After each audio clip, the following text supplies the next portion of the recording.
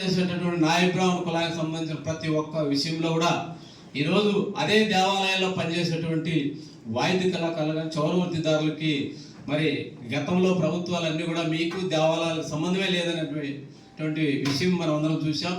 జగన్మోహన్ రెడ్డి గారు ముఖ్యమంత్రి అయిన వెంటనే ఈ దేవాలయాల్లో పనిచేసే చౌరవృత్తిదారులు అందరూ కూడా గుడిలో భాగస్వాములు చేసి దేవస్థాన ఉద్యోగులుగా వారందరూ కూడా 20,000 రూపాయలు ఆ పైన ఎంత వచ్చిన ఆదాయం జీవో ఇచ్చేటువంటి గొప్ప చరిత్ర జగన్మోహన్ రెడ్డి గారు. అదేవిధంగా ఎవరైతే చౌరవృత్తి చేసే ప్రతి నాయ బ్రాహ్మణుడు కూడా ఈరోజు అనేక కులాలలో అనేకులు కార్పొరేట్ వ్యవస్థ వస్తే నాయ బ్రాహ్మణ వృత్తి దెబ్బతింటుందని ఈరోజు చౌరవృత్తి చేసే ప్రతి ఒక్కరు కూడా సంవత్సరానికి 10,000 రూపాయల లెక్కన 4 సంవత్సరాలు 40,000 అంటే ప్రతి సంవత్సరము 50,000 షాపులకి 50 కోట్ల రూపాయలు ప్రతి సంవత్సరము జగన్మోహన్ రెడ్డి గారు జగనన్న చేదోడుతో పాటు ప్రతి షాప్కు 150 యూనిట్లు ఉచిత విద్యుత్ కూడా ఇచ్చినటువంటి చరిత్ర గౌరవ ముఖ్యమంత్రి అప్పుడు మాజీ ముఖ్యమంత్రి జగన్మోహన్ రెడ్డి గారిది. అదేవిధంగా దేవాలయాల్లో చౌరవృత్తిదారులుగా వాయిద్య కళాకారులుగా ప్రతి దేవాలయంలో ప్రథమ భూమికను నిర్వర్తిస్తూ సేవా కులమైనటువంటి మాకు ఆ దేవాలయాలు ఏ సమస్య చెప్పుకుంటే నాదుడే లేనటువంటి పరిస్థితి.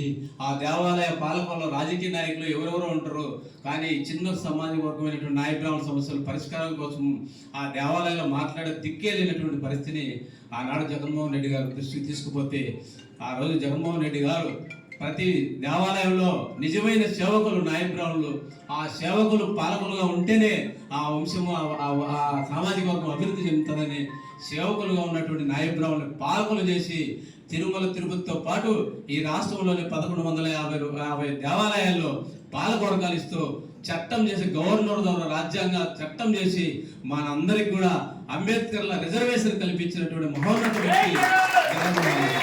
ఎందుకంటే ఈరోజు తెలుగుదేశం పార్టీలో కూడా ఏమీ చేయలేక ఆ దేవాలయాల్లో పాలకవర్గాలు ఇస్తే పచ్చ సొక్కాలు వేసుకొని చంద్రబాబు నాయుడు గారు ఏదో చేసే సంబరాలు చేసుకుంటున్నారు.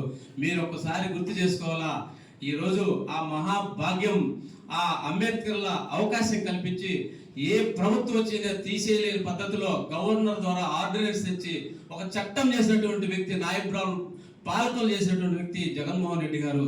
ఎవరైనా సరే ఏ పాలకవర్గంలో కూడా పదవి తీసుకునేటప్పుడు మొట్టమొదట జగన్మోహన్ రెడ్డి గారిని గుర్తు చేసుకొని ఆ పాలకవర్గం తీసుకునే పరిస్థితి ఈ రాష్ట్రంలో వచ్చిందని అంత నాయ బ్రాహ్మణులకు చేసినటువంటి వ్యక్తి జగన్మోహన్ రెడ్డి గారు. మరి ఈరోజు 1.5 సంవత్సరం ప్రభుత్వం దాటినా ఆ జీవోలనే మేము 20,000 రూపాయలు 48 దేవాలయాల్లో పనిచేసిన నాయ బ్రాహ్మణ సోదరులకి 20,000 రూపాయలు పెంచితే 25,000 పర్మనెంట్ చేస్తామన్న వ్యక్తులు అదే ఆ రోజు ఆ జీవోను 4 ఈక్వల్ పనికిరాదని మాట్లాడారు. ఈరోజు అదే జీవోని 25,000 పెంచారు. కానీ కనీసం ఇప్పుడు 45 టెంపుల్స్లో మేము ఇస్తే ఈరోజు 8 టెంపుల్లో మాత్రమే ఆ జీవో పనిచేస్తుంది 25,000. ఆటోమేటిక్గా ఆ దేవాలయాలు 25,000 పైన వస్తుంది. ఎందుకంటే 20,000 పైన ఎంత వచ్చినా తీసుకోమని ఆ రోజు మనం జీవో ఇవ్వడం జరిగింది.